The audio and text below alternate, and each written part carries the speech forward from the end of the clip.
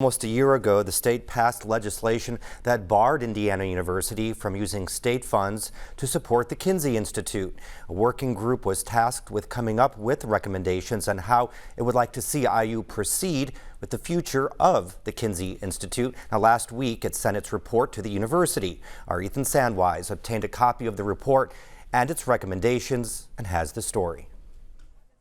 The Kinsey Institute Special Working Group concluded that IU could comply with state law without separating the institute into a 501c3 nonprofit. The university initially planned to separate from Kinsey after a budget amendment by a lawmaker who accused the institute of harboring pedophiles.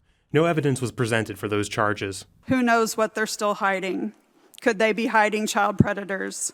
After the IU Board of Trustees postponed a November vote on converting the institute into a nonprofit, Provost Rahul Shrivastav appointed the working group to gather input and issue recommendations. The working group noted frustration among Kinsey affiliates with what they see as the university's failure to push back against misinformation. Truthfully, if I was on the job market right now and I wasn't here, I would not come here. And Kinsey was my dream job. The document is intended to shape their proposals to the trustees at the end of the month. The report suggests an accounting solution devised by the committee and reviewed by IU's audit firm. It recommends postponing consideration of a separate 501c3 until after the first audit review.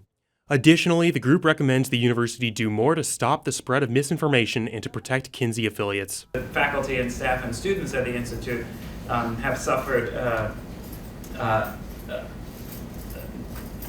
indescribable harassment. Some of the listening sessions questioned whether the working group's feedback will be heeded. Who will see the proposal before it goes forward to the Board of Trustees? Will it be seen by the working group? That might be a silly question, but is it likely to be the same proposal that was put forward in November? Will the proposal be open? The working group says it has not seen the original proposal submitted to the IU board. For Indiana News Desk, I'm Ethan Sandwise.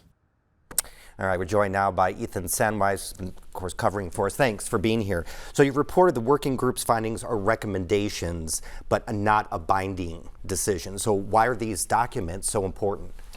Well, the working group report was never supposed to go public. Originally the plan was that this would just be sent to the Board of Trustees for their consideration.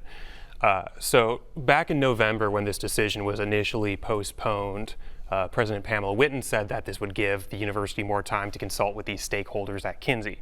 But if the working group's findings remain confidential, there's really no way to compare it against what they actually end up deciding to do at the Board of Trustees meeting. So since the report is now public, people can actually make that comparison. So is there anything in this group's report that's surprising, anything kind of changing the game here? I think the biggest surprise there, or the biggest game changer there, is that the group says they have developed a plan that would allow Kinsey to remain compliant while not separating from IU. Now, back in November, one of the most contentious parts of the university's plan was this separation plan to turn it into a 501c3 nonprofit. There are 3 CPAs on this working group. They also ran it by IU's auditors. I think it's also important to mention that as the working group document says, there were differences of opinion here, but they felt confident enough that this solution would work that they submitted it to the university. All right, Ethan, thanks so much for joining us. Appreciate it.